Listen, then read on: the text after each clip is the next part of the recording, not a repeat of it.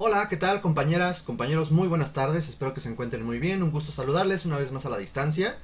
Vamos a iniciar vamos a continuar, mejor dicho, con la temática que habíamos visto de forma sincrónica, que espero hayan visto la mayoría de ustedes. Comenzamos a platicar sobre este cambio importante que se dio en el siglo XVI, de la reforma y la contrarreforma, y cómo finalmente la contrarreforma, a través del Concilio de Trento, buscan enfatizar la grandeza ahora de los cristianos católicos, y entonces se va a buscar una nueva expresión, que será el barroco.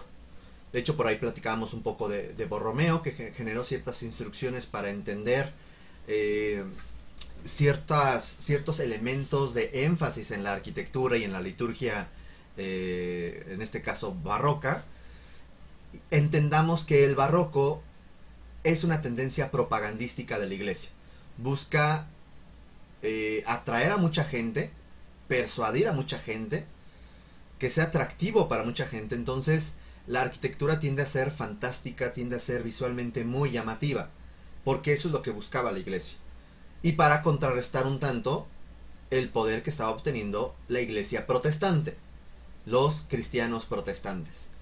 Ellos se van a concentrar al norte de Europa y van a continuar con una arquitectura de influencia muy renacentista. Sobre todo lo que proponía Palladio, este arquitecto del Cinquecento, con una influencia manierista, va a influenciar lo que es Gran Bretaña, sobre todo, y algunos países escandinavos, y así van a quedar durante muchísimos años.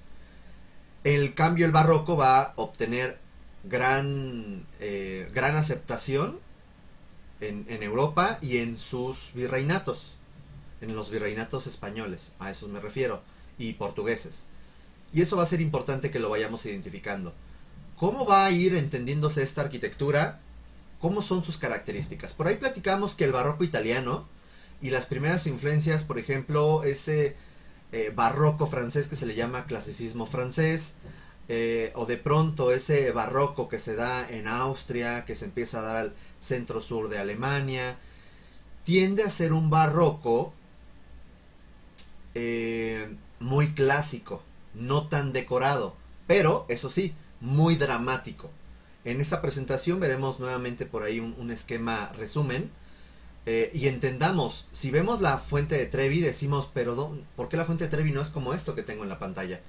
Porque la fuente de Trevi fue resultado de un pensamiento y de un trabajo diferente a este. A esto se le llama barroco popular, aquí en Puebla.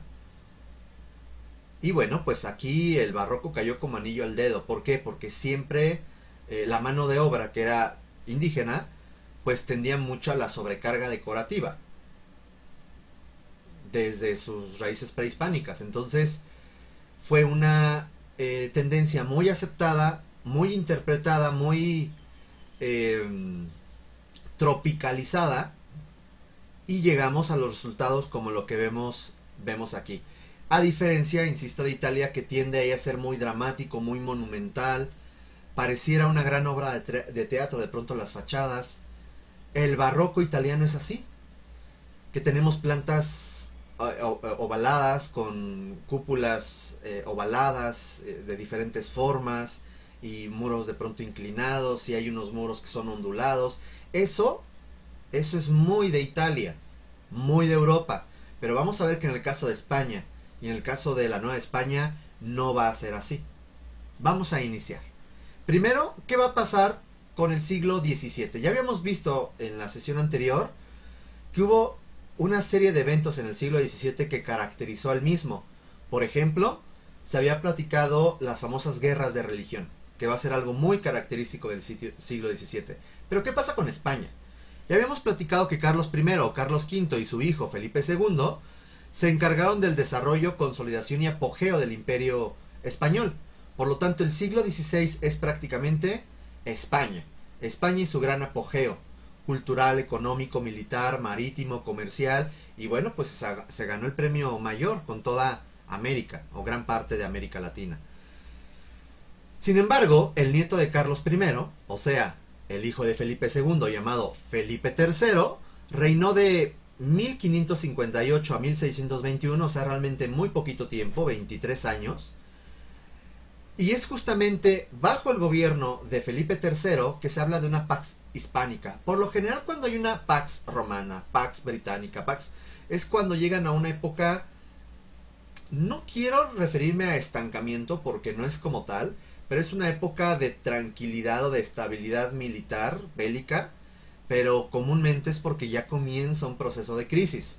Y es ahí cuando comenzamos a hablar que con Felipe III inicia una crisis del imperio español.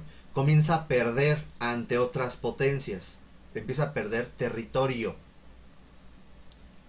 Ya para Felipe IV, el bisnieto de Carlos I, comienza una gran crisis y una pérdida de la hegemonía ante Gran Bretaña y ante Portugal, ante, de hecho, países como por ejemplo Holanda, bueno, Países Bajos, van a comenzar a tener mayor relevancia. Francia van a comenzar a tener mayor relevancia de ultramar.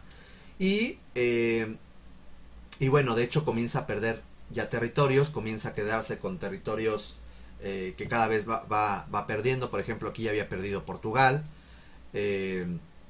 Pero será hasta el hijo de Carlos IV, de Felipe IV, llamado Carlos II, llamado el Hechizado, que, bueno, de entrada, este señor tenía una enfermedad. No podía tener hijos. Se cree que debido, pues, a la endogamia que se generó en la familia, ya saben, que entre familiares, primos, etcétera, y el hijo, de hecho, él se alcanza a ver sus rasgos, tiene una enfermedad. Se le conoce como el último Habsburgo. Esta dinastía de los Austriasburgo, que inició con Carlos V, pues resulta que Carlos II sería el último de esa dinastía. ¿Por qué? Porque no pudo tener hijos. Entonces, en 1700, cuando él muere, no deja ningún heredero y comienza una guerra. Esta guerra será entre a ver quién ocupa el trono, porque resulta, aquí está Felipe IV, aquí está Carlos II, que no tuvo descendencia, pero resulta que tenía unas hermanas, María Teresa y Margarita, las cuales sí pudieron tener hijos, nada más que Margarita se casó con el archiduque de Austria y María Teresa con el rey de Francia, nada más, y entonces sus respectivos nietos estaban buscando el poder de la corona de la corona española. Y será después de una guerra, que se dará la famosa guerra de secesión, en donde el duque de Anjou, Felipe el duque de Anjou, nieto, sobrino de Carlos, ¿qué relación sería? ¿Bisnieto? Sí, bisnieto de Carlos II, el que murió sin descendencia, pues él terminaría ganando, Francia terminaría ganando esta guerra de secesión y colocando a Felipe, duque de Anjou, como Felipe V de España. Y entonces cambia la dinastía a la dinastía de los Borbón, la dinastía que actualmente está reinando España, la dinastía de los Borbón. Aquí hay que entender que en la guerra de secesión además comienzan a perderse territorios, comienza de pronto a una serie de inestabilidades aquí que impedirían que España pudiera continuar con el control de estos territorios. Portugal se nos va a independizar y bueno, pues van a comenzar un montón de problemitas territoriales. Aquí tenemos a los dos primeros reyes borbones, Felipe V, Fernando VI. De hecho, vean la ropa. Aquí ya estamos viendo lo que se conoce en Francia como el rococó. Esta idea de la ropa, los pelucones, pintarse la cara o ponerse talco para verse más blancos, ponerse un lunarcito y los solanes y el terciopelo y todo eso que es muy del siglo XVII. Si bien el rococó podemos hablarlo ya para el siglo XVIII, esto es la antesala del rococó, el exceso de la decoración. Aquí estamos hablando todavía siglo XVII, me alebresté, todavía no es rococó, pero ya comenzamos a ver un estilo muy afrancesado, muy diferente a la ropa tan seria de estos señores. porque ya estamos hablando de que para 1700 la consolidación del barroco y del estilo francés llega a España. Pero no significa que en España no existiera el barroco, claro que sí. Esos son los territorios que va a ir perdiendo España a lo largo del siglo XVII. Y todos los que están en amarillo son los que conservaron todavía hasta el siglo, durante el siglo XVII. Vemos que ya perdieron por aquí Flandes, esta parte norte, un foco cultural muy importante en Europa para España. En fin, resulta que mientras estaba el apogeo y comenzaba la crisis del Imperio Español, España entra a una época de florecimiento de artes y ciencia, lo que podría entenderse como una especie de renacimiento. Por fin España llegó a su renacimiento, o sea, lo que se entiende como el renacimiento humanista, pero pues ya estaba como muy fuera de tiempo. Entonces a esto se le llama siglo de oro y tiene que ver mucho con el barroco. Este siglo de oro, su vigencia es entre el siglo XVI y XVII, o sea, en el apogeo y crisis del Imperio Español. Vamos a tener focos culturales como Sevilla, Madrid, Toledo, Valencia, Valladolid, Zaragoza, con autores diversos que seguramente han escuchado o han leído: Miguel de Cervantes, Francisco de Quevedo, Luis de Góngora, Pedro Calderón de la Barca, Lope de Vega, Tirso de Molina, Juan Ruiz de Alarcón, aquí en la Nueva España, Sor Juan Inés de la Cruz, igual aquí en España, Juan de la Cruz y Teresa de Jesús, son los reformadores de los carmelitas que los habíamos mencionado por ahí, ¿vale? Las características son que es un humanismo español que influye en el renacer de la actividad musical, teatral, literaria, como la sátira, la comedia, la novela, así como en lo pictórico, lo escultórico, lo arquitectónico. Coincide con el herreriano y el barroco, pero tendrá mayor profusión evidentemente el barroco. Tendrá una actividad científica que aprovechará la herencia islámica para el desarrollo de la física, la farmacología, la química, la medicina, etc. Comienza el gran esplendor humanista, que se tardó 200 años en llegar a España. Por fin, con el siglo de oro, comenzamos a hablar de este humanismo, pero ya es un humanismo barroco, no un humanismo renacentista, ¿ok? Aquí tenemos estas diferencias. Primero, entendamos que Italia será el gran foco del barroco, evidentemente porque están los estados papales. Y gracias al Concilio de Trento, que se encuentra la ciudad de Trento al norte de Italia, pues se estableció que evidentemente los papas y la iglesia, ahora llamada católica, va a buscar influenciar, a difundir, mejor dicho, el barroco, para que se consolide en estos territorios y hablen de una iglesia triunfal frente a las herejías. ¿Ok? Vamos a tener que entonces el barroco italiano va a ser el difusor del catolicismo. Será una arquitectura muy escenográfica y teatral. Ojo, cuando hablo difusor del catolicismo me refiero no a Italia, sino al barroco italiano. Lo que busca es difundir el catolicismo. Ojo con eso. Es muy escenográfico, muy teatral. Tiende a manejar muros curvos, oblicuos y trampantojos, o sea, los efectos visuales. Manejo de formas clásicas, que lo podemos ver en la arquitectura italiana.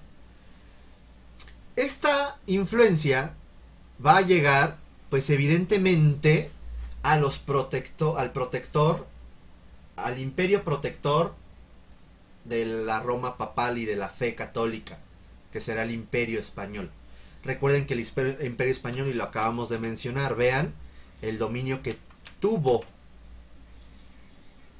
Entonces va a comenzar evidentemente a influenciar primero pues esos territorios. Esta parte de Austria, que es sur de hoy en día Alemania y parte de Austria, los Países Bajos, Flandes, y todo lo que es la península hispánica, la península ibérica.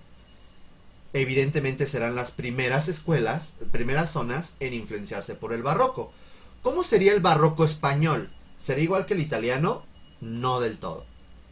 Será también un difusor del catolicismo, bien, pero ahora buscará que también la arquitectura, además de hablar del poder de Dios y de la iglesia, hablará también del reflejo del poder del rey.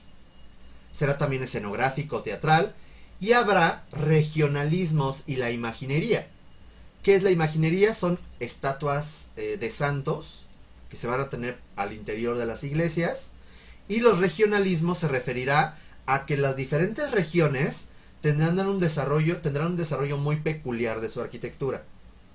Y ahorita vamos a ver eso. Mientras que el clasicismo francés, que se encuentra aquí como un articulador geográfico entre los territorios españoles, será un reflejo del poder absoluto del rey, que se va a manifestar mediante jardines y palacios, como el Palacio de Versalles, con una monumentalidad de sus obras, el manejo de órdenes clásicos como base y un exceso de la decoración al interior.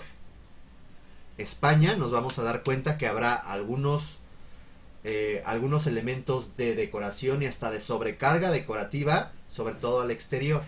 Pero ahorita veremos cómo es esto. Aquí tenemos España, lo que hoy en día es el territorio español. Vemos la corona de Castilla, la corona de Aragón, las áreas de toda esta zona, en la parte de Extremadura, la parte de Andalucía, serían muchos de los migrantes, de los emigrantes a América, a la Nueva España, Extremadura y Andalucía. Todos los símbolos que están ahí, estas mesitas, nos están indicando que hay una universidad en el siglo XVI. Esta columna nos indica que ahí se desarrolló un centro de desarrollo renacentista, o sea, herreriano o plateresco. Mientras que esta columna color amarillita es un foco cultural del arte barroco.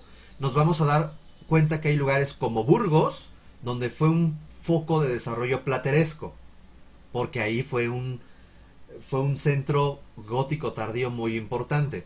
Pero hay lugares como Toledo, que además de tener una universidad, fue un foco cultural plateresco, herreriano y barroco. Eso hace una riqueza cultural muy importante. ¿Qué pasa con Sevilla? Acuérdense que Sevilla era el puerto, porque ahí tenemos el río del Guadalquivir, y por ahí salen los barcos que se iban a América. Bueno, llegaban a Las Palmas y de Las Palmas hacia América. Entonces, perdón, no son Las Palmas, son las Canarias.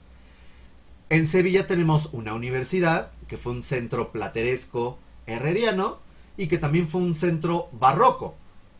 Y eso nos genera un rico legado arquitectónico. España, acuérdense qué pasó con España. España difícilmente dejaba el plateresco, dejaba lo tardogótico, o sea, el exceso de decoración. Por lo tanto, cuando llega el barroco dicen, herreriano no me gustas mucho, eres muy sencillo, barroco me gusta, hay mucha decoración. Y entonces comenzamos a ver que van a haber diferentes etapas. No tienen que aprenderse esas etapas, no tienen que aprenderse estos nombres. Simplemente entender que el barroco en España podríamos clasificarlo en 3 grandes rubros, un temprano, un pleno y un tardío, y que su arquitectura será un reflejo de estos periodos. Inicia desde algo muy sencillo con Juan Gómez de la Mora, comienza a hacerse cada vez más complejo hasta llegar a la famosa familia Churriguera o Pedro de Rivera, Jerónimo de Balbás, Narciso Tomé, Fernando de Casas Novoa, Leonardo de Figueroa, Jaime Bort, etc. Y esto es aquí lo que estamos viendo. Vean lo de arriba, que son obras de Juan Gómez de Mora, que son obras que tienden a una menor decoración. Y de pronto ya llegamos a estas obras del mismo Gómez de Mora, que ya comenzamos a ver una decoración más profusa. Vean la fachada. Si vemos estas fachadas, de pronto se nos hace algo más nacional, más propio, como que no es algo tan ajeno a nosotros, a nosotras. Pues resulta que llega un momento, aquí está la fachada de la Catedral de Granada, de Alfonso Cano, en donde comenzamos a ver cómo la estructura, las fachadas comienzan a manejarse, pero no son fachadas onduladas como en Italia. Simplemente son fachadas rectas que de pronto tienen un juego de sombras. Vemos ahí elementos de la arquitectura clásica, vemos pilastras, vemos arcos, vemos frontones, pero la idea de las esculturas y la decoración que comienza a verse por ahí, comienza a evidentemente no ser herreriano. Esto no es herreriano, esto ya es barroco. Y encontramos regionalismos, por ejemplo, San Ildefonso en Toledo. Vean otra vez un lenguaje clásico, pero hay una desproporción de las formas y de los elementos escultóricos. La Catedral Jaén de Eufrasio López de Rojas, en donde vemos esta parte central muy decorada y nuevamente como que nos recuerda al plateresco, pero ya por la época no es plateresco. 1660 ya es barroco, un barroco pleno. Vemos, nuevamente ahí está la foto de la Catedral de Alfonso Cano de 1667, vemos decoración que no era común en el herreriano. Nos evoca más al plateresco, insisto, pero el plateresco por la fecha ya no es plateresco, es barroco. Esto que estamos viendo aquí, ya de 1729, ya es más tardío, podemos ver el Hospicio de San Fernando de Pedro de Rivera, que ya hay algo que nos evoca mucho a la arquitectura novohispana. Esto de pronto como que en algún lugar lo hemos visto. Pues sí, el manejo plástico es algo similar a lo que se vio en el virreinato. Vemos un paramento liso y de pronto algo muy del plateresco, ¿se acuerdan? Que las fachadas tenían una sobrecarga decorativa y que se les llamaba portadas retablo. Bueno, pues regresa esta tendencia y tenemos un acceso altamente decorado. ¿Cómo sabemos que esto no es plateresco? Por las proporciones, por los colores, por la iconografía que maneja la talla. De entrada tenemos un nicho. Los nichos no eran comunes en el plateresco, pero sí en el barroco. Tenemos un nicho donde se encuentra San Fernando.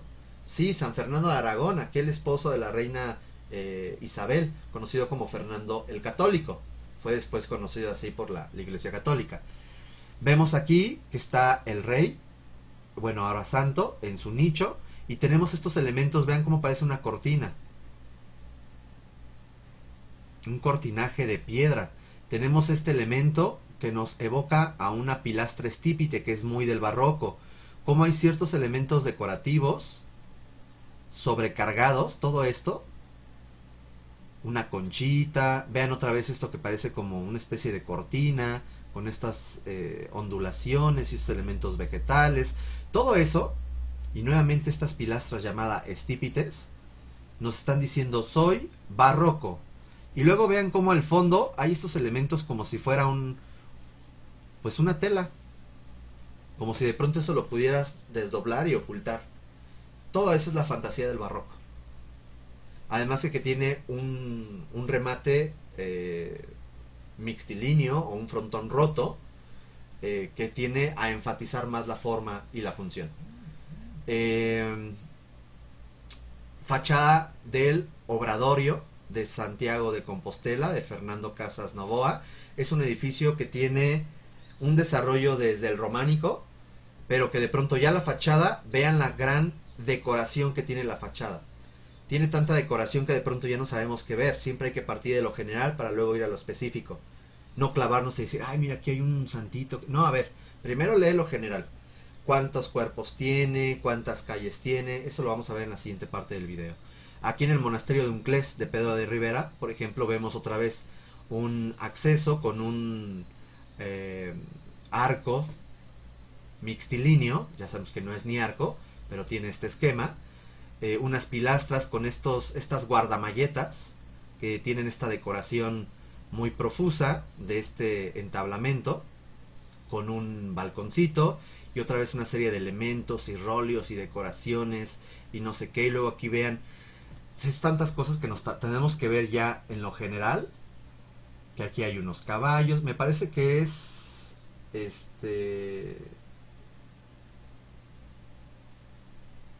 Santiago Apóstol, si no me equivoco, el que está aquí. Entonces vemos unos caballos, el sol, trae una espada. Puede ser que me equivoque, no sé, pero me viene a la mente eso. El remate como rompe, en fin, vean la gran cantidad de decoración. Esto no lo veíamos en Italia. ¿Esto por qué se dio en España? Pues porque había una predilección por lo decorado. Lo vimos en el plateresco, lo vimos en el gótico tardío. Pues evidentemente el barroco va a tender a ser más decorado que en Italia y en Francia. Eso es un hecho. Vean, esa es una chulada, la fachada de la Catedral de Murcia de Jaime Bort.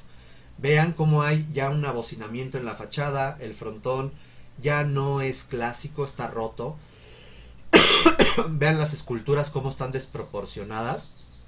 Desproporcionadas no porque estén mal diseñadas, sino respecto a la fachada, vean el tamaño de las escalas humanas. Las esculturas son más grandes que las personas. Entonces parece un gran escenario, una gran obra de teatro. Ahí porque la luz no ayuda, pero imagínense el efecto de luz y sombra que se genera con tanto remetimiento, los nichos, el abocinamiento, tanta decoración, tantas molduras que evidentemente generan una sombra. Vamos a tener una familia, la familia de los Churriguera, que será una familia muy importante en España. De hecho, seguramente han escuchado aquello de lo churrigueresco, o sea, que sigue la maniera de la familia Churriguera. Y entonces estamos viendo que la familia Churriguera, pues son un montón de artistas que van a generar una arquitectura muy específica. En Salamanca, por ejemplo, aquí tenemos el altar mayor de San Esteban en Salamanca. Vean lo que estamos viendo aquí, ya es un retablo dorado, que es madera con un pan de oro en la parte superior, en la superficie, con estas columnas salomónicas, a esto que se le llama ciprés, otra vez columnas salomónicas, este entablamento que se rompe y luego parece que emerge de un elemento que está como abocinado. Fíjense cómo aquí hay como cierta inclinación, que da la idea de que hay algo en el fondo. La parte superior que se llama ático, los remates, las pinturas, la gran cantidad de decoraciones, los ángeles, que hay los santos, que hay un montón de elementos decorativos. Pero vean cómo el edificio es gótico. No porque lo hicieran, el edificio ya estaba. Lo único que haces es una expresión barroca de la época en una preexistencia antigua. Eso es lo que estamos viendo aquí. Vemos aquí el retablo de la iglesia de la Concepción Real de Calatrava en Madrid. Vean de pronto cómo hay ciertos elementos que sobresalen del retablo y que genera esta desproporción. Esto es un dramatismo, es una desproporción escultórica donde pareciera, insisto, que es una obra de teatro. Vean el cortinaje aquí que cubre a la imagen. Es la imaginería, eso es la imaginería. Todos estos santos, todas estas figuras, la Virgen, Cristo, etcétera, hechos de madera. Y bueno, vean la profusa decoración que tiene todo esto, el retablo y el elemento lateral. En la fachada de la iglesia de San Cayetana en Madrid de José de Churriguera, ambos de José de Churriguera, vean, hay un edificio aquí en la Ciudad de México que es el colegio de los jesuitas de San Ildefonso. No sé, pero a mí me recuerda mucho ese edificio. Vean el elemento, la mezcla de estos dos colores, los nichos, las esculturas. Nuevamente vean la escala de esta persona y vean la escala de la estatua. Pareciera un dramatismo escenográfico dramático lo que estamos viendo aquí. Encontramos otras diferencias, la portada de la iglesia de Santo Tomás Apóstol en Toledo, la plaza mayor de Salamanca de Alberto de Churriguera, uno de los familiares, en donde comenzamos a ver estos elementos decorados, de pronto unas que tienden a la simpleza decorativa, el colegio de San Ambrosio, también de Joaquín de Churriguera, otro miembro de los Churriguera. Vean las veneras, esto es una venera en este nicho con esta escultura que evidentemente es prácticamente del tamaño de una persona o más grande. Los elementos decorativos, escultóricos, el remate, simplemente esa cruz en lugar de ser dos elementos está lleno de decoración, estos róleos desproporcionados son más grandes que la cabeza de una persona, etcétera. Y ver en la parte de arriba qué interesante, como aquí parece que hay una guirnalda como de tela, una cosa así. Nuevamente aquí hay un retablo, el retablo de la Catedral de Plasencia de Joaquín de Churriguera. Vean cómo tiene este ejemplo como de una especie de tríptico en el cual tiene una simpleza decorativa, no tiene tanta decoración como los que vimos de su otro hermano, Benito de Churriguera, pero vean la escultura, cómo de pronto sobresale, y esto es un trampantojo, de pronto se desborda del espacio. Eso es algo muy barroco. Vean la escultura, vean aquí la crucifixión de Cristo, cómo hay un fondo, y eso te genera una perspectiva y una sombra y un dramatismo escultural. Los diferentes ángeles, originalmente eran 7, aunque después nada más se aprobaron 3. 1, 2, 3, 4, 5, 6. 7. Tendríamos que ver al detalle. Y bueno, ese es otro ejemplo de silenciar, perdón, ya se acabó el tiempo. Es otro ejemplo de un retablo. Vamos a ver qué pasa en la Nueva España en la segunda parte de la sesión. Gracias.